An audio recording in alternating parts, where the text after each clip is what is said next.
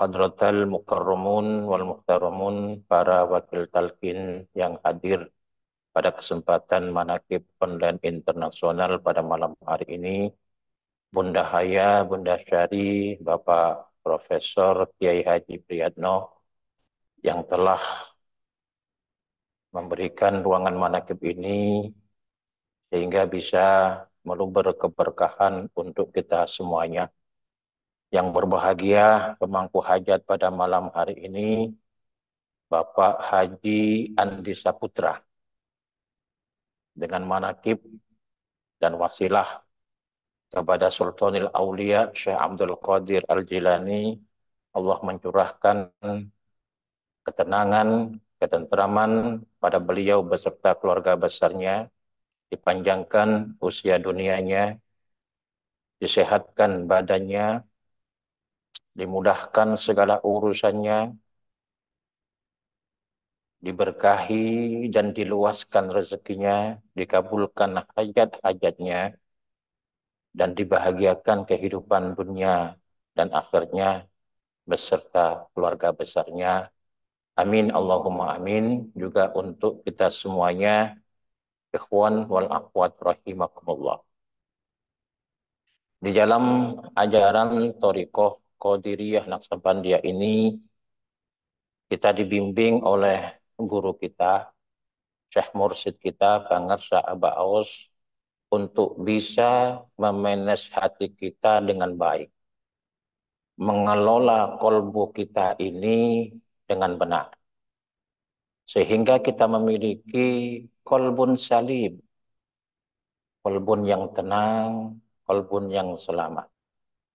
Kita bisa menggapai kolbu yang mutmainnah, kolbu yang tenang, dan ketenangan itu membawa kewusulan kepada Allah Subhanahu wa Ta'ala. Mengapa kita harus mengelola hati kita dengan bimbingan Syekh Mursyid? Ikhwan wal akhwat rahimakumullah, dalam kehidupan kita ini adalah merupakan kehidupan yang dinamik. Segala sesuatu dihadapkan kepada kita, dan itu bisa mengotori, merubah kondisi hati kita apabila kita tidak memiliki pengetahuan bagaimana cara mengelola hati kita. Kemudian terkait dengan rezeki dalam kehidupan ini, rezeki adalah merupakan sesuatu yang fluktuasi. Kadang kita merasa menjadi orang yang kaya karena kita memegang rezeki. Kadang pula kita menjadi orang yang merasa bahwa ada kekurangan rezeki yang ada pada diri kita. Rezeki yang fluktuatif yang bisa mengubah kondisi dan keadaan hati kita. Karena sifat hati kita itu bisa berubah-ubah. Kemudian hati kita bisa mudah berubah kalau kita tidak kelola dengan baik, kita manage dengan baik, karena status sosial kita pada kehidupan ini bisa berubah. Kadang orang memuji kita, di saat lain orang akan membenci kita. Status sosial yang berubah itu bisa mengotori dan merubah kondisi situasi kolbu kita. Derajat kita yang naik turun. Kadang orang itu memuji kita, kadang kala juga ngerasain kita, ngibahi kita tentang kekurangan kita. Kemudian kebahagiaan kita yang naik turun. Kadang kita dalam keadaan senang, kadang kita dalam keadaan bahagia. Kadang pun kita masuk ke dalam kondisi keadaan yang susah, gelisah, dan sebagainya. Itulah memang kondisi hati kita yang bisa berubah sewaktu-waktu karena perubahan-perubahan yang ada terjadi pada diri kita, yang ada terjadi di hadapan kita. Ikhwan wal akhwat rahimakumullah, oleh karenanya kita dibimbing untuk bisa mengelola hati kita agar hati kita ini memiliki kolbu atau hati yang salim, yang selamat. Selamat dari apa? Selamat ketika kita menuju kepada Allah. Tidak ada halangan suatu apapun yang menarik kita untuk usul kepada Allah. Dan kita dalam perjalanan itu dalam kondisi selamat. Yauma la yanfa'u malun wala banuna illa man atallaha biqalbin salim. Di saat suatu keadaan di mana pada hari yang tidak ada manfaatnya harta benda, tidak ada manfaatnya dukungan dari keluarga, keturunan kita, maka yang selamat adalah yang kembali menemui Allah dalam keadaan memiliki hati yang selamat. Biqalbin salim. Hati yang tidak termelekati oleh malun. Tidak ada kemelekatan di hati kita tentang harta benda. Itulah hati yang selamat. Tidak ada ketermelekatan hati kita dengan anak-anak kita. Itulah hati yang selamat. Yang tidak ada kemelekatan duniawi terhadap jiwa kita. Dan kita selamat menjumpai Allah Subhanahu wa Ta'ala. Tidak ada kemelekatan apapun kecuali hati kita dalam kondisi yang selamat dan menyelamatkan ketika kita kembali kepada Allah Subhanahu wa Ta'ala. Dan orang-orang yang bisa mengelola hati itu adalah orang-orang yang memiliki keberuntungan dalam kehidupannya. Bukan hanya kehidupan dunia, tetapi juga dalam kehidupan akhiratnya. Orang yang bisa manage, orang yang bisa mengelola hatinya sehingga tumbuh di dalam kolbunya itu kolbu yang salim, yang tidak ada kemelekatan di dalamnya, kecuali kemelekatan itu hanya kepada Allah. Hanya bersandarkan kepada Allah Subhanahu wa Ta'ala. Dan orang yang bisa mengelola hati itu akan memiliki kolbun yang tenang. Kolbun yang senang. Senang dan tenang. Kolbun yang senang dan kolbun yang tenang itulah yang bisa sampai usul kepada Allah Subhanahu wa Ta'ala. Alladzina, dengan apa kita bisa tenang? Yaitu dengan cara zikir kepada Allah. Zikir yang telah diajarkan oleh orang yang ahli zikir, orang yang telah mendapatkan nikmat dari Allah, yaitu Syekh Mursyid kita Pangarsa Aba Aus radhiyallahu anhu wa qaddasallahu sirrah. Karena perintahnya bahwa kita bisa menjadikan tenang hati kita, tidak mudah berubah, selalu lurus dan selalu mensucikan dirinya. Kolbunya terlalu tersucikan, maka akan muncul ketenangan di kolbu kita. Kita khusus fokus untuk membersihkan kolbu kita. Jangan terpengaruh oleh apa yang terjadi pada diri orang lain. Kesalahan terbesar kita adalah kita terlalu senang dengan sesuatu yang ada pada diri orang lain. Ikhwan wa akhwat rahimakumullah. Orang-orang yang beruntung ini ditulis di dalam Al-Quran dengan kalimat, salah satu kalimat yang menunjukkan keberuntungan itu adalah kalimat aflaha. Di dalam Al-Quran kalimat aflaha ini ada 4. Sedangkan kalimat la yuflihu, tidak beruntung, itu ada 9. Berarti kayaknya dari ini ada banyak orang yang tidak beruntung daripada orang yang beruntung.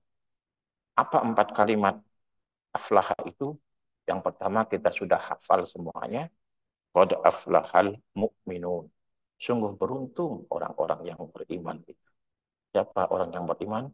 Alladzina hum fi sholatihim khashi'un.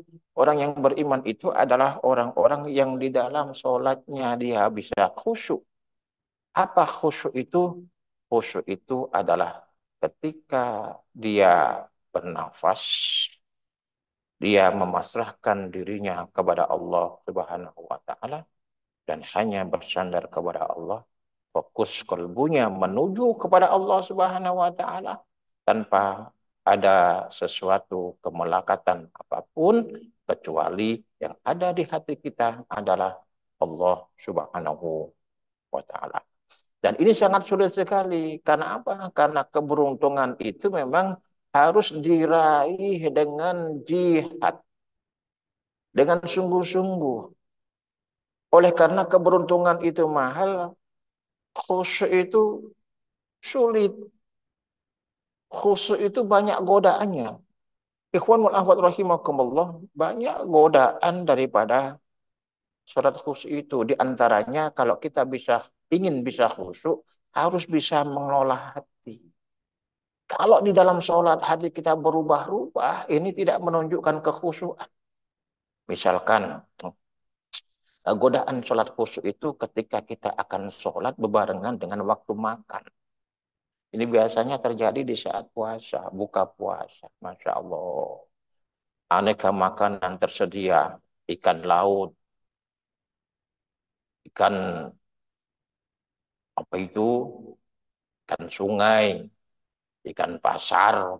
Semuanya tersedia dan enak-enak dalam kondisi kita yang lapar. Ya, kita minum dulu kemudian melakukan sholat. Dan ini godaan. Ketika makanan yang nikmat-nikmat itu kita biarkan, kita sholat maghrib berjamaah, kita khawatir pikiran kita kepada makanan. Apalagi ketika kita sholat, ada kucing yang lewat di hadapan kita. Tentu saja pikiran kita, wis maren ini, panganan ini, pangan kucing ini. Nah, akhirnya di dalam sholat itu, dia berpikir bagaimana cara mengusir kucing itu supaya tidak mendekati makanan. Akhirnya dia membaca surat. Suratnya itu dipakai untuk mengusir kucing. Dia membaca surat Qul huwallahu ahad. Allahus somad. Jadi kalimatnya dipakai untuk mengusir kucing. Allahus kucing. Tetapi apa yang terjadi itu menunjukkan bahwa dia tidak bisa khusyuk. Hatinya terbalikkan, diubah oleh kucing dan makanannya. Oleh karena itu Rasulullah menganjurkan ketika situasi dalam kondisi seperti itu, cicipi makanan dulu, baru melaksanakan ibadah sholat. Ikhwanul ahwat rahimakumullah. Untuk mengelola hati kita ini, orang yang bisa benar-benar menjaga dan mengelola hati itu secara istiqomah agar suci kalbunya dan tetap istiqomah berzikir kepada Allah Subhanahu wa taala, maka itulah orang yang mendapatkan keberuntungan dan kemuliaan di sisi Allah Subhanahu wa taala. Ikhwan wal akhwat rahimakumullah.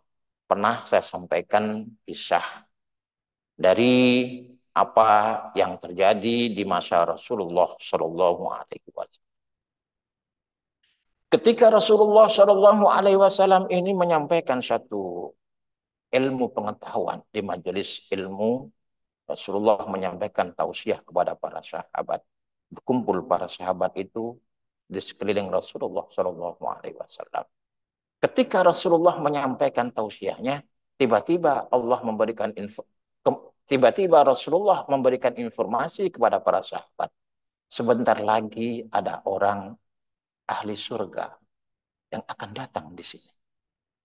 Tidak lama kemudian datanglah seseorang yang tidak begitu dikenal dalam kondisi wajahnya masih basah dengan air wudhu. Datang di majelis Rasulullah Shallallahu alaihi wasallam. Para sahabat melihat pakaian yang dikenakannya biasa-biasa saja, penampilannya biasa-biasa saja, seperti orang yang hidup sederhana, hidup ala kadarnya di dunia. Esoknya lagi ketika Rasulullah Shallallahu alaihi wasallam menyampaikan tausiah kepada para sahabatnya, tiba-tiba Rasulullah bilang seperti yang kemarin. Sebentar lagi ada orang ahli surga yang akan datang ke sini. Dan para sahabat menantikan siapa gerangan, ternyata yang datang di situ adalah orang yang kemarin. Yang penampilannya sederhana dan wajahnya masih dibasahi dengan air wudhu.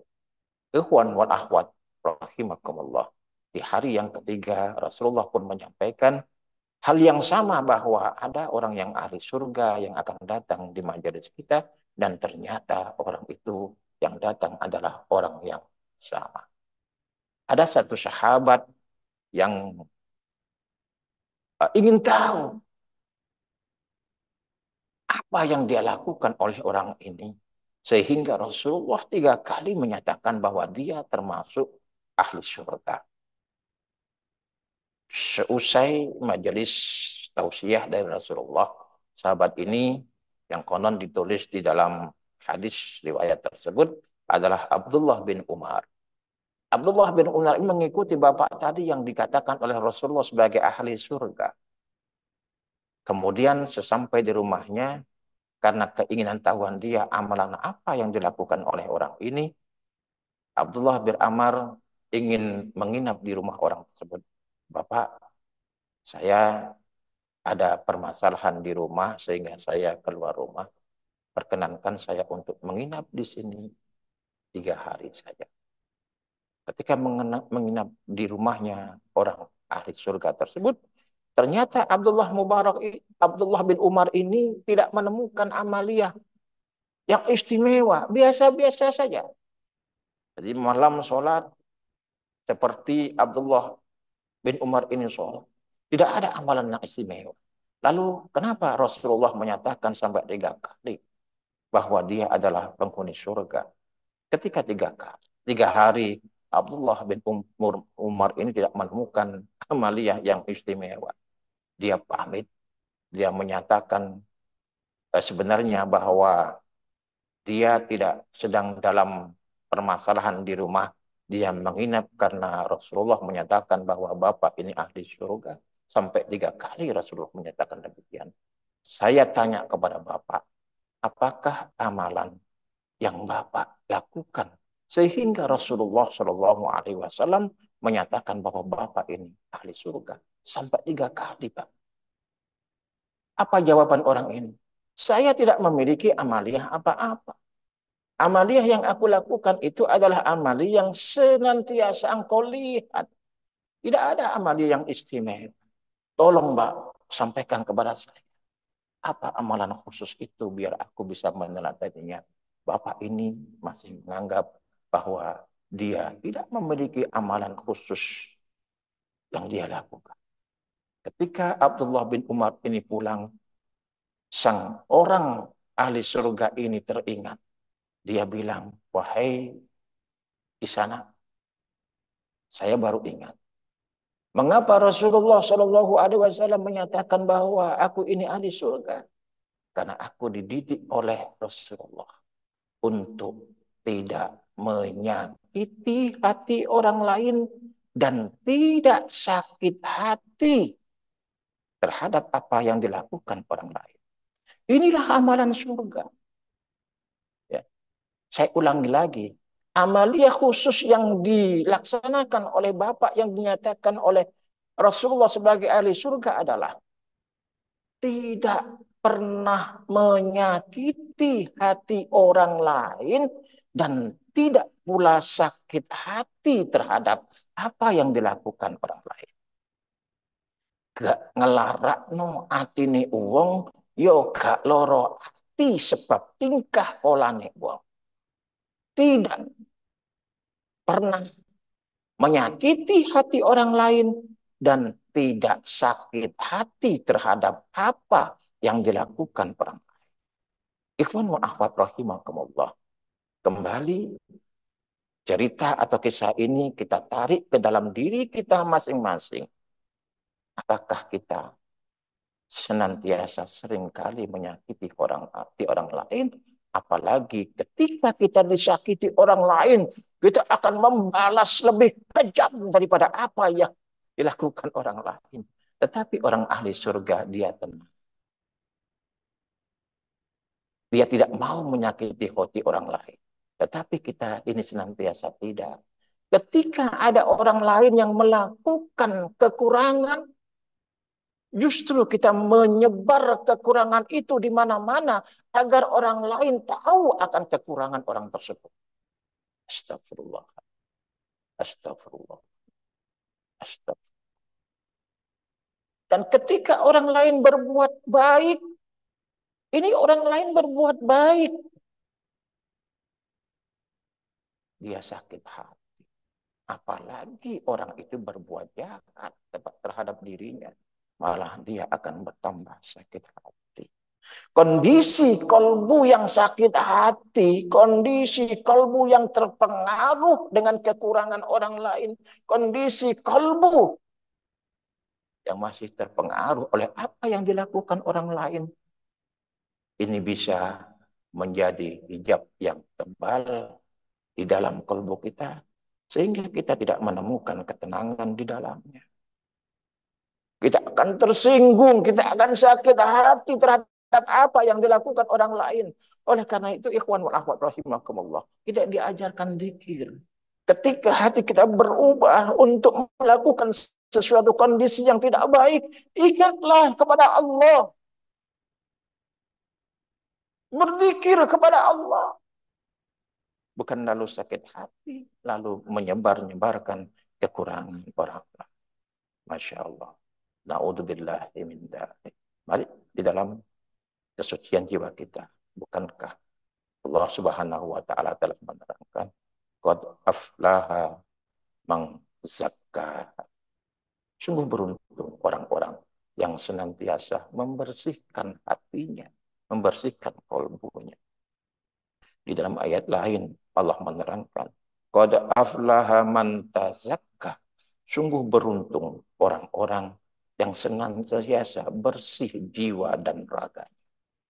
Oleh sebab itu, sebagai pelaku kesucian jiwa, kita telah dibimbing oleh Syekh Mursyid kita untuk senantiasa senang dan tenang kalbu kita dengan berzikir kepada Allah, dengan zikir zahar secara istiqomah, zikir khafi dimanapun kita berada, kapanpun waktunya, apapun yang kita lakukan, bersama siapapun kita tinggal, tetap zikir khafi kita onkan. Selalu mengingat kepada Allah, karena itulah yang menyebabkan hati kita selamat. Karena itulah yang bisa mengkondisikan jiwa dan kalbu kita menjadi jiwa yang tenang, yang akhirnya nanti kita kembali kepada Allah dengan hati yang tenang. Kita kembali kepada Allah dengan hati yang salim. Kita lepaskan kemelekatan-kemelekatan itu, yang ada hanya Ismullah, Ismul Zat, zatnya Allah Subhanahu wa taala. Kurang lebihnya mohon maaf yang sebesar-besarnya. Wallahul muwaffiq ila aqwamit thoriq. Semoga Allah berkahi semuanya, segalanya, selamanya. Wassalamualaikum warahmatullahi wabarakatuh.